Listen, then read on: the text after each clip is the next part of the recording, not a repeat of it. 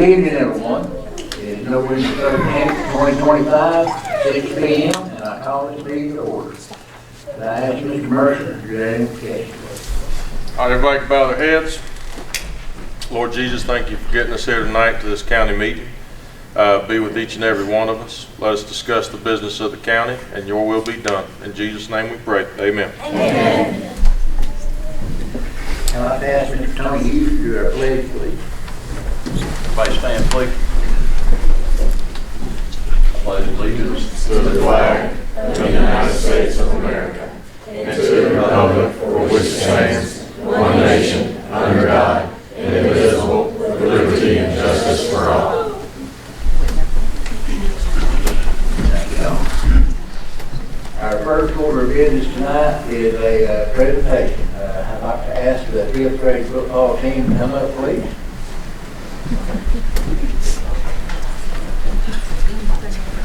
I'll ask Mr. Tony Hughes, our county manager, to talk about this.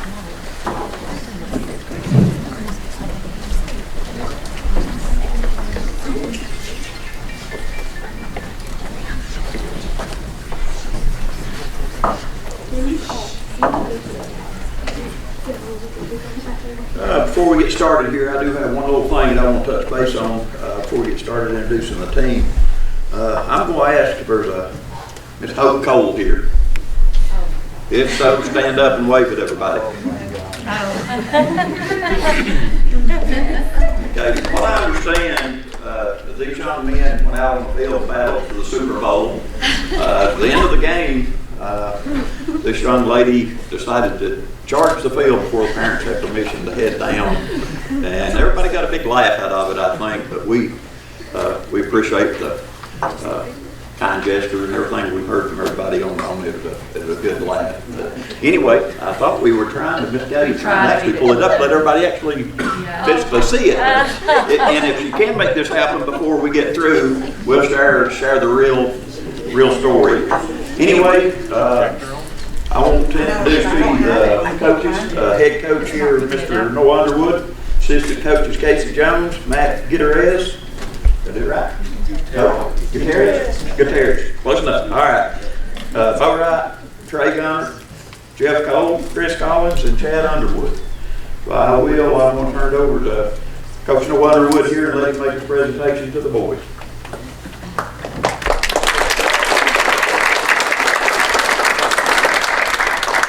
Boys, when I call your name, you're going to come up and I'm going to give you your certificates. Callan Burnett.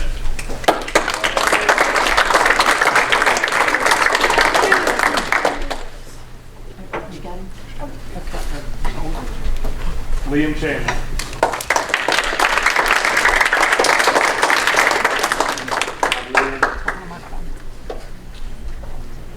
Chapman Colt.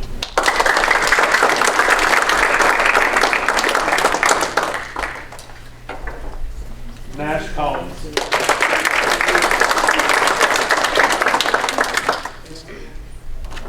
Weston Gunter.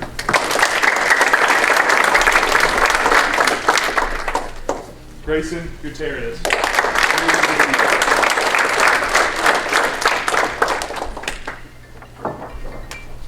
Silas Johnson.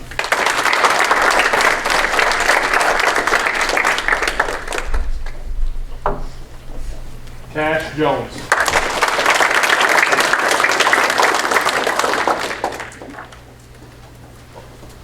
Jeff Lance.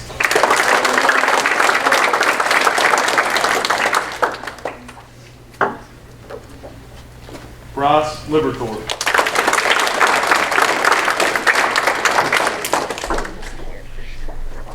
Hollis Meeker.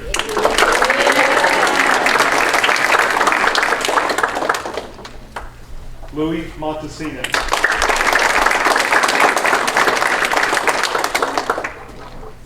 August Passman.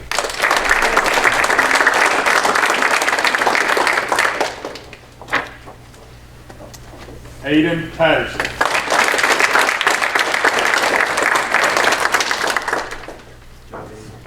Logan Phillips.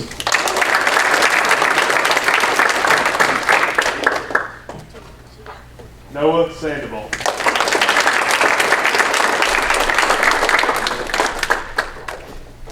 Eli Story.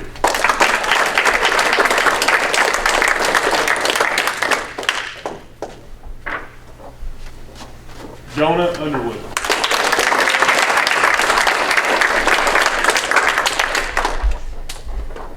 Jonathan Rice.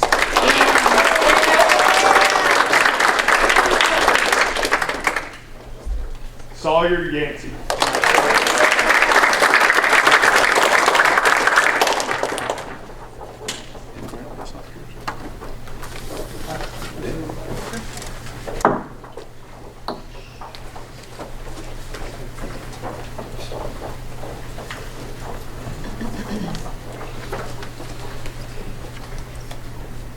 I believe if you ask each of these young men how they got here, they would tell you hard work. This team has put in countless hours, and it didn't start this year. It began when many of them were in kindergarten.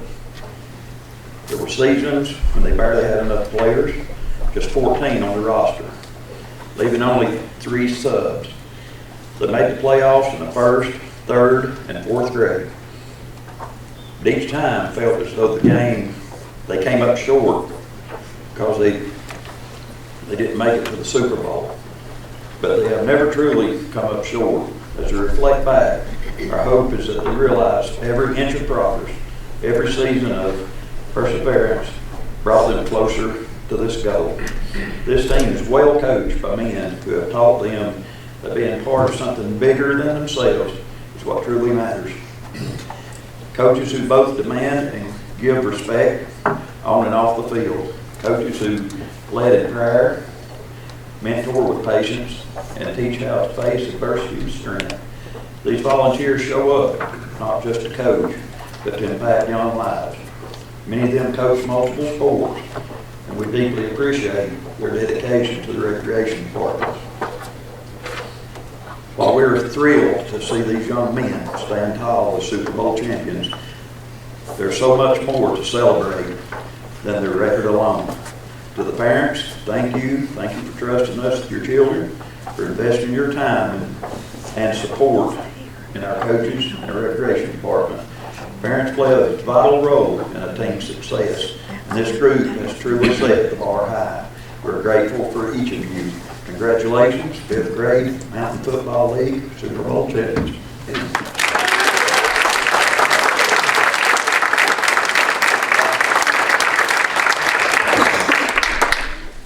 Can we get a picture, a few paper, a picture, y'all, and get that?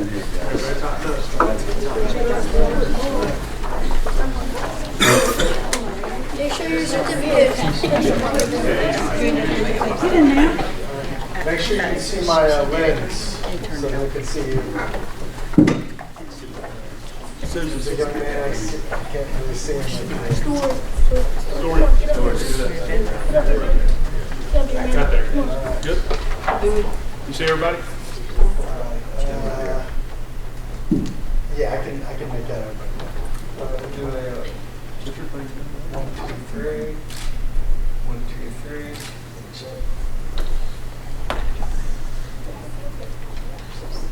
All right. Thank you.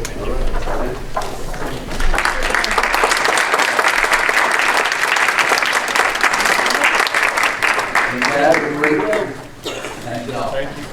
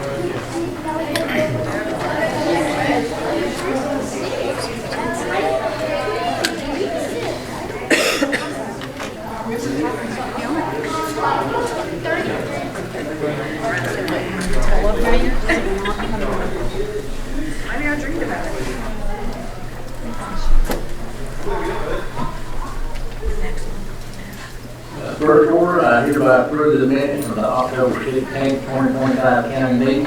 You are all provided with a copy of those minutes.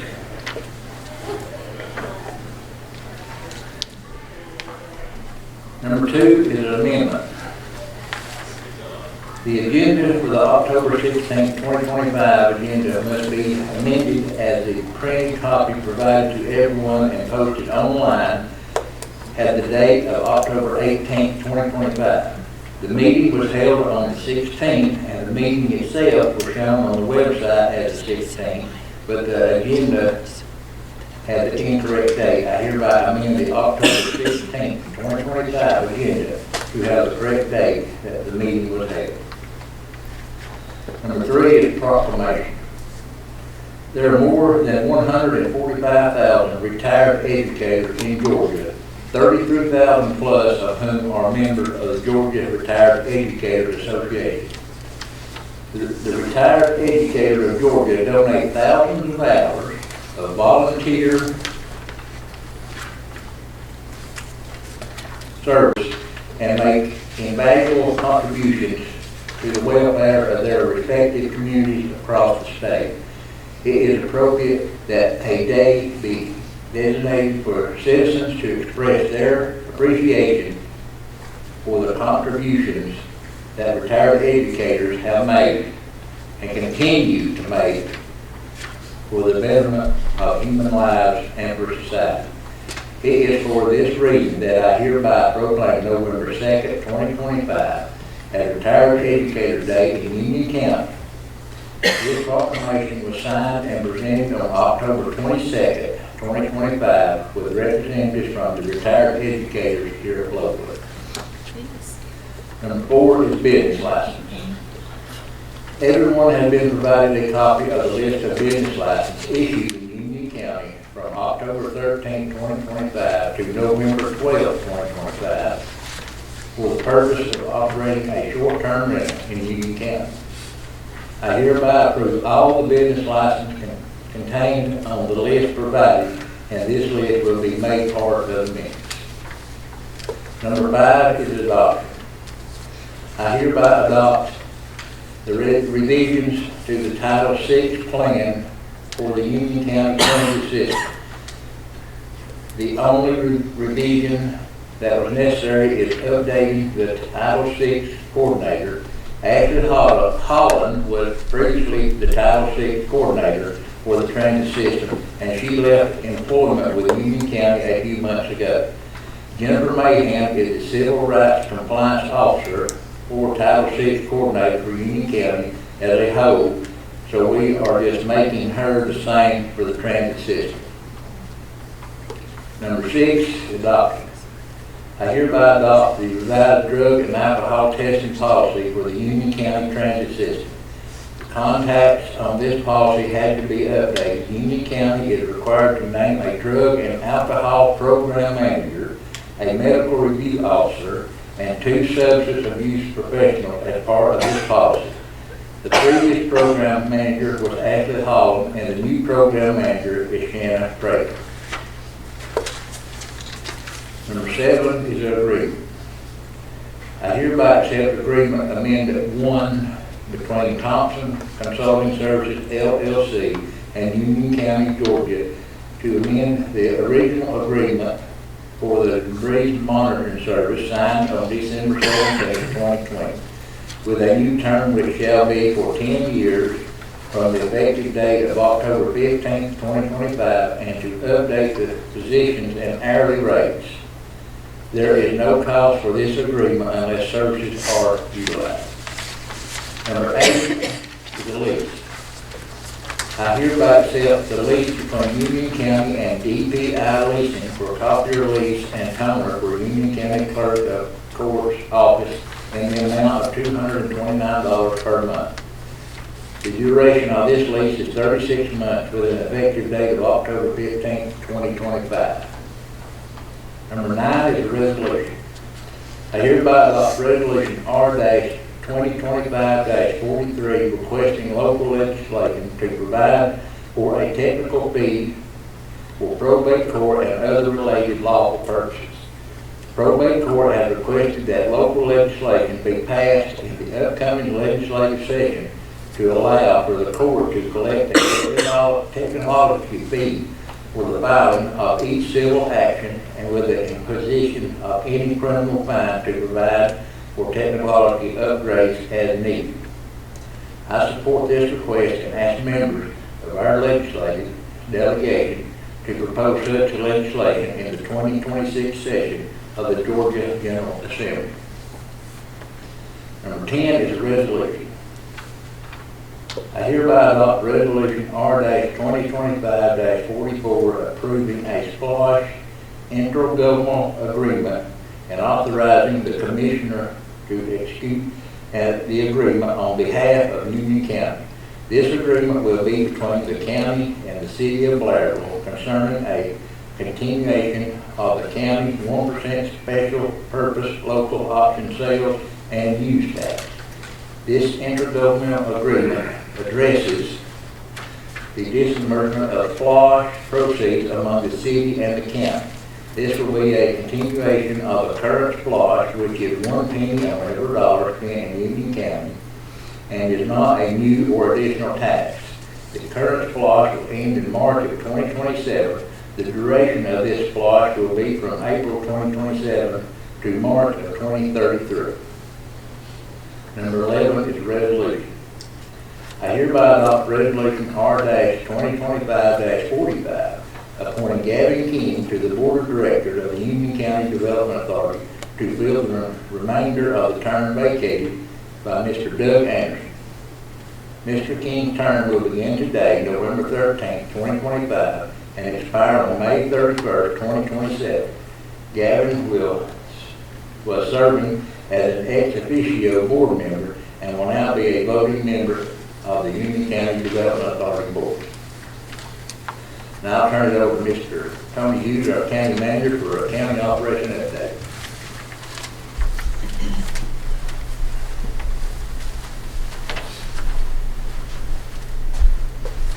Thank you, Mr. Collins. Start out at the 911 center. If you've not been by up there, you need to take a ride through and take a look at the progress that the guys have made. Weather permitting, hopefully around July 26th, we hopefully be able to move into the new facility. Everybody's really excited about it. The road department, they've been pretty much wound down now on the asphalt. The temperature drop following the plant's shutting down. We'll continue working on the road right-of-ways, mowing, start working on road culverts, replacing those, the needs of that, and working the gravel roads and areas that we need to work on. Another thing, some issues that we've kind of run into in the past few months, we're having folks get out and paint some of our road signs, spray paint. We've got running out of roads, find a mud hole on the side of the road, and the right-of-ways are running out of the roads, tearing up the side of the roads, we're having to repair that. Also, we've got mirrors throughout the county in different areas that if it's roads, drives that you're pulling out of, if it's hard to see oncoming traffic, we got a few mirrors located around in the county. And we've got one particular one that's been broken 3 times since we kind of work in January. We just replaced it for the 4th time today. These type of things keep happening. We don't want to, but we will. If those keep happening, we're going to put up cameras. And then, of course, when we get the video, it'll be turned over to the Sheriff's Department, and they'll take necessary strides to correct the problems. Don't like seeing folks tear up the county property. It's all it's doing is costing taxpayers money. The roundabout, they're moving the utilities on it. Hopefully you'll continue seeing construction take place on it over here at Harrelson and Hospital. The Spiva Cove Bridge, we replaced the grating on it as a temporary fix, repaired the floor grating on it. We're waiting on 2 documents to come out on the Town Creek School Road Culvert, Young King Bridge, Creek Bridge.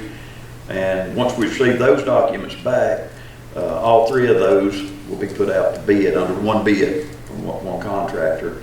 The Canada Creek Bridge over in Gaddstown and Suches, the RFP is out now with proposals due back into the office December 10th at 2 o'clock.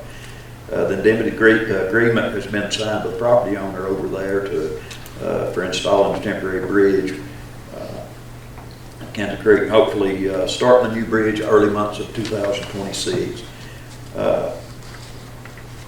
Our park and rec, goodness, we've got 48 teams consisting of 372 participants in rec basketball. And we've got 3 gyms. So we try and guarantee the kids 2 practices a week. And thankfully, the school is allowing us to use a couple of their gyms. And even with those 2, with that many teams, that many kids participating in the rec sports, when you've got practices scheduled on Monday, Tuesday, Thursday, Friday, and Saturday, we don't schedule anything Wednesday due to church. It's just hard to coordinate and to get all these teams into practices they need. And then once season starts, they start playing games. It's just as difficult. So really happy, truly blessed with the rec department that we have, the children that's involved. We don't like saying no to the kids. It's something that I've never been good at, and I'm not going to start telling them no. But we've got a great program going, and it's growing in leaps and bounds. Appreciate the rec department, the staff, all they do, to help try and make things happen for the kids, to coordinate and schedule all the practices and games that they need. And also we have a wrestling program going, with a total of 61 participants in it. I'm not sure, is that about normal, what we normally have? Is it about an average number on the wrestling? And then on Saturday, December 6th, they'll be having the Christmas parade in downtown. And that same day, they'll have the Chris Kringle Market over at the Farmers Market. Also on December 13th, there'll be a special Christmas event held down at the Meeks Park at Sargent Field. Be a great thing for the kids as well.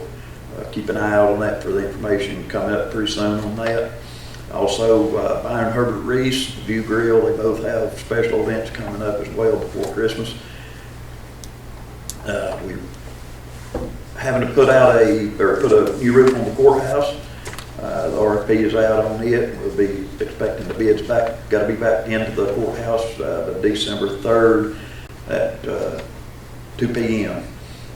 And then the senior center, we've met with those ladies from out there. They're going to be installing a couple of trees, one here at the courthouse in the front foyer, and one at the rec center and the foyer up there, entrance going in. From what I understand, little details on it, they'll be placing ornaments on the tree. You can come in and take an ornament, I think, and there'll be a donation box at each location, and you can actually make a donation to the community, or to the senior center, as a donation. And from what we understand, all of that will go toward funding the meals for the senior center and the needs they have out there. So keep your eye out on that. That'll be coming in a couple of weeks. Support them as much as you can. And I know they very much appreciate it.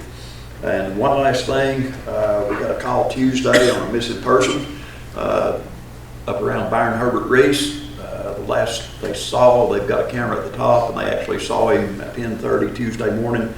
Actually went into the center up there, purchased something, got in his car, left. His car is sitting at the Byron Herbert Reese, the little roundabout circle thing. There's where his car is located. Fire and rescue, search teams out, the sheriff's department is all involved in that. That's why they're not here tonight. Most of them, they're out doing a search for that. If everybody would keep all the departments in your prayers while they're out searching, and for the man that's missing. Thank you. Thank you, Mr. Hughes. Our next is a presentation from our Finance Director, Ms. Kay Wilcox, who's going to provide you with a presentation of the proposed 2026 budget.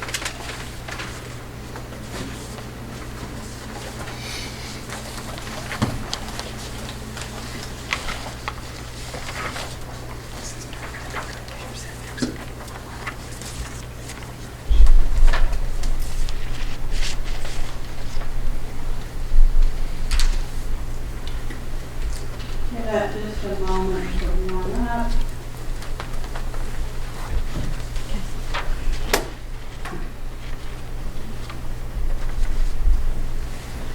So we have made wholesale changes to the budget process, and the budget presentation than we had in 2025. So what I plan to do this evening is go over the mechanics of that, explain a few of the changes that you're going to see before the public hearing and before it is published in the paper. So the budget schedule for this year.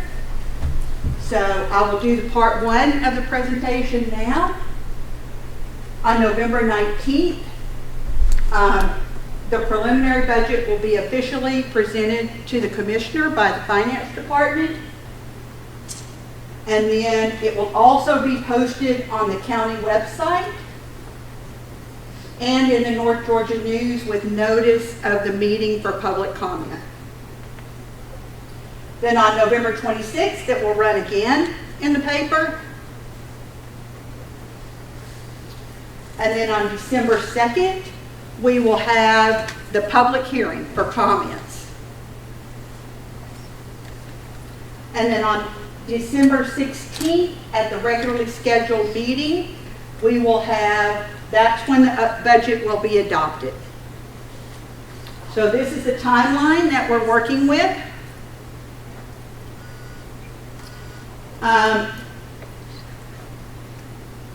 So because the budget is going to change, and because the mechanics of government accounting are so cumbersome and detailed, what I wanted to do this evening was break down an overview of what's required of us in a government budget.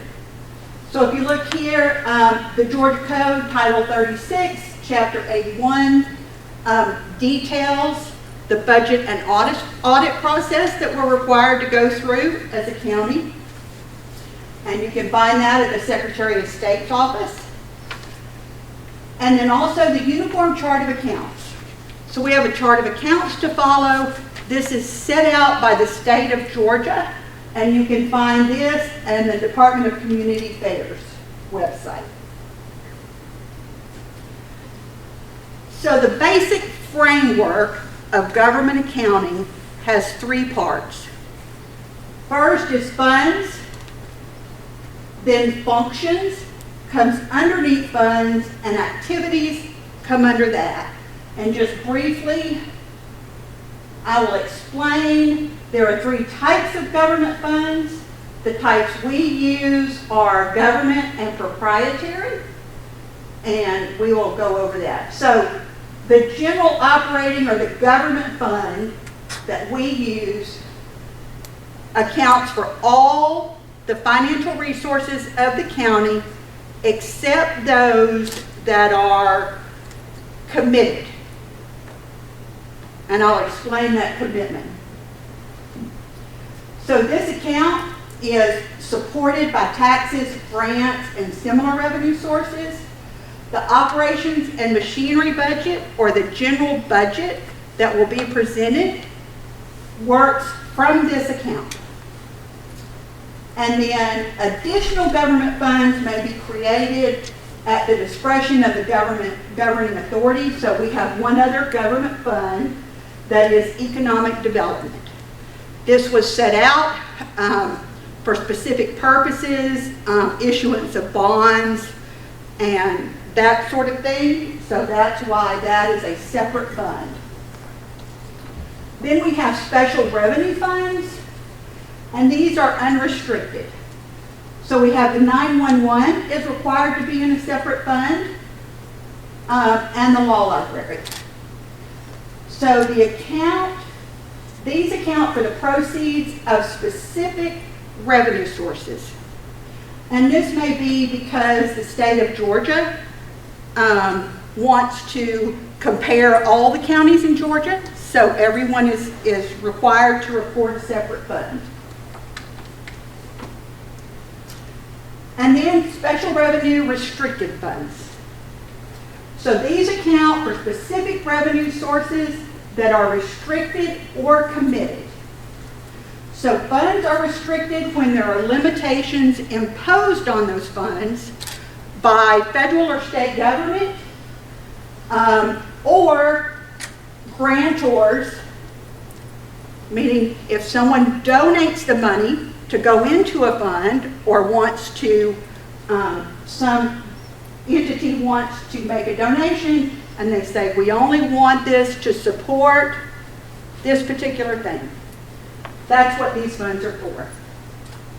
Now you'll notice here that there are two that are half and half, the multiple grant fund and the hotel motel tax fund. Some of those monies are committed and cannot be used, and some can. Then we have enterprise funds. These are funds to cover anything within the county that is of a business nature that the county provides to citizens in exchange for a fee. So we have the golf course, the restaurant, the solid waste or the transfer station. Those are all considered business funds or business activities, and so they are set out in separate funds. Each of them is in a separate fund. And then finally we have capital projects funds. So these are used for large projects. A capital outlay, according to Union County, is $5,000 or greater. And those are, but it is based on the project.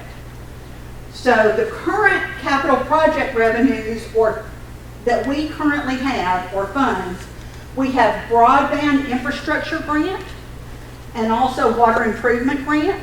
Those two were ARPA funds that were dispersed during COVID or sometime right after that. The projects are ongoing. There's still money left in those funds to be drawn down. So we are, for those two funds, basically we're a pass-through, which means that the grant, the broadband infrastructure, Windstream has that, but they are required to go through a government entity. The same is true for water improvements, and that's CUSA water. Then we have SPLOST, the Special Purpose Local Option Sales Tax, and then LMIG, which is Local Maintenance and Improvement Grant for transportation, roads and bridges, and then the Georgia Transportation Infrastructure Bank, which comes from the State Road and Tollway Authority, and that again is, I think, roads, correct? Yes. So once we look at the funds, under the funds we have functions, and the state separates them into these major categories. So they call them functions. To us, they are departments. That's how we refer to them. Now, as we go through, you're going to see that under each category, there are some categories that have lots of departments or functions underneath them. What I want to draw your attention to, first of all, is our constitutional offices. So these are listed in this fund, but these offices are audited outside of Union County. Constitutional offices are required to go through their own audit. And then the next thing are mandated functions. These are mandated by the state of Georgia to be funded. So they exist because Georgia requires them to exist, and they have to be funded in accordance with what they do. Then we have judicial administration. So we have two constitutional offices, which are magistrate court and probate court here. The rest of these offices primarily fall under the Enoda Judicial District. All of these funds, with the exception of the law library, are mandated by the state. Then public safety. So in public safety, you see we have 2 constitutional offices. The coroner is elected, and so is the sheriff. And then the fire stations, animal control, courthouse security, and 911, the jail falls under this. And these are mandated, these are what is mandated by state law. Then we have public works, which is solid waste and roads, and transportation. So that is what Public Works covers for Union County. Then we have health and welfare. So this, the health department is included in here. You can see that these 4 departments are mandated by the state.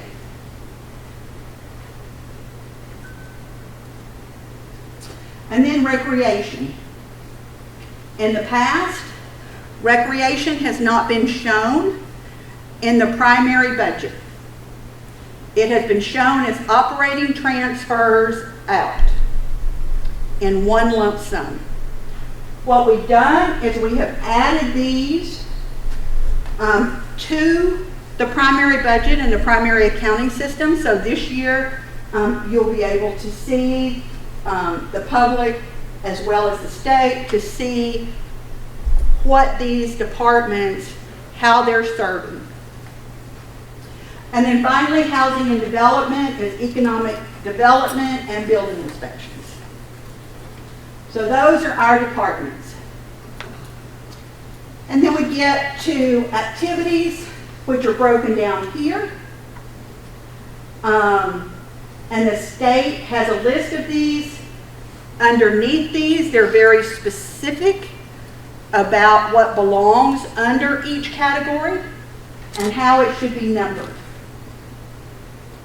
So what you're looking at here is an example of our accounting structure according to the state of Georgia. You see here is the fund. This function is 1510, that's the finance department. And you see the activities here. Now in every department, you will see the same activities if they apply. The same number. It will be the same across the budget. So salaries, group insurance, postage, communication. So this is only what finance needs. There are other activities that are not represented here because they're not needed for finance.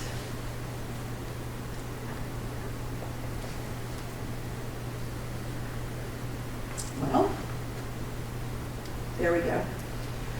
So the state provides the structure and the laws we have to go by. To make it functional from a finance standpoint, we have to have accounts, checking accounts, cash accounts. So our primary account at Union County is called a pooled cash checking account. Now, because we receive sales tax dollars from the state, we are required to have a state of Georgia investment account. This is all counties and municipalities. The interest we earn is higher than anywhere we could get, anything we could get at a bank. And so money passes back and forth between this investment account and the checking account. The money that we keep in reserves are from this investment account. It fluctuates monthly, weekly, daily, depending upon, for instance, now it is time for property taxes. We will be collecting those taxes. So we will accumulate quite a bit of money in the checking account. We will move that to the investment account to earn more interest. Then we will transfer it back as we need it. Then we also have two other checking accounts, payroll and health insurance claims. These are for convenience sake. All our payroll comes out of one account, health insurance claims come out of another. So when we put this into practice, we have all of these funds that operate out of one checking account. So if we get something in for any of these, a bill, for instance, an invoice, it has to be coded with the numbers you saw before on the finance budget. With that coding, we input that into the accounting system and it places it where it needs to go, creates income statements and budget information. We also have other checking accounts. We have a SPLOST or capital projects account. These dollars, SPLOST dollars, come from the state. So we have an investment account, and again, money moves from the capital improvement back into the SPLOST checking. And then our other two are ARPA. Those are drawn down on as we need them.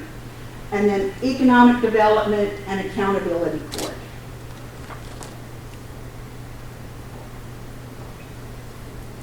So there are some major differences that you'll notice between the 2025 budget that was printed last year in the paper and the 2026 budget. I'm going to go over those. If you have any questions, there's paper and pens outside. I would ask that you write your questions on those. When we do the part 2 of the presentation, I will answer each of those questions. So, again, if you have any questions, they're out there. Nicole and Jill will be out there and they'll be collecting them as you fill them out. So if you have any questions, just leave that. My business cards are also out there. I will be available after November 19th to discuss the budget that's printed. So you're welcome to email me or call me. So the first thing you'll notice is that departments and activities have been realigned. We're trying to make it clearer and more transparent to the public, and it's also closely aligned with the Georgia Uniform Chart of Accounts. For instance, administration was one giant budget. That's been split into 3 now, executive, finance, and administration. In the internal service fund that was used in 2025 has been removed. This fund was for health insurance. We have taken it out of that fund and assigned those fees to each department as appropriate. So that will now show in the O&M budget and not as a separate amount. The same things for workers' compensation. That had been in the administration budget. That was allocated to each department. And there are also other costs that were moved from administration to specific departments. For instance, the cost of property reappraisal had been in this budget, and it was moved to the tax assessor's office because that's where it belongs. The funds are specified. In the 2025 budget, you saw capital funds, the name of or the description of each of the funds, and then all the funds were totaled. This year, it will show each fund and what is the amount of money budgeted for each fund. And then finally, the recreation department has been specified, as I mentioned before. It's no longer operating transfers out. It now is a department or several departments within the primary accounting system. So I just wanted to go over that. Thank you for your attention. Again, if you have questions about this, please write them down. And on December 2nd, at the public hearing, which will be the second part of the presentation that will go over numbers, we will address those questions. Just a very short question. Will there be a mapping from the old accounts to the new accounts so that we will be able to do comparisons? For the December 2nd meeting, there will be a handout that will do that. Okay. It won't be in the paper for Yeah, obvious yeah. reasons, No, but I yes, we wouldn't will expect it show, to be in the paper, but we will show a mapping of the yeah, accounts. thank you. Thank you very much.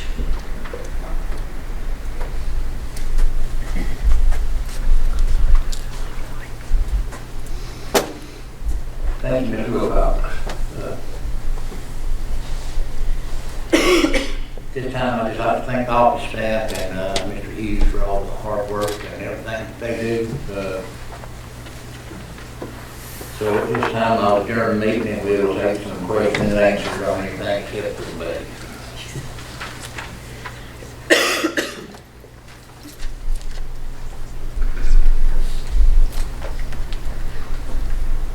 Hi, I'm Christy Shirkey. I live off Pat Caldwell, pretty far up, but I wanted to say what I saw from the paving work that was done, very organized. The traffic flow was handled very well, so I commend you on that. That was really good. The only real question I had is, it appears that the work is done, but there is a gap from around sort of the Mills development down to where you turn on Jewel Mason, where that part of the road didn't get paved. Is that going to be paved, or is there a reason that gap occurred? Well, are they done down there yet, or? They are finished with it. What they do is they evaluate the road, the condition of the road. To begin with, first, it's like 2.5 miles to begin with there at the bridge down.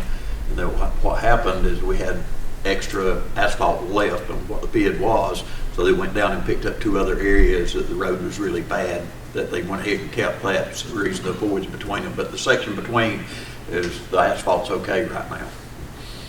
Okay. Thank you. Thank you. Anyone else?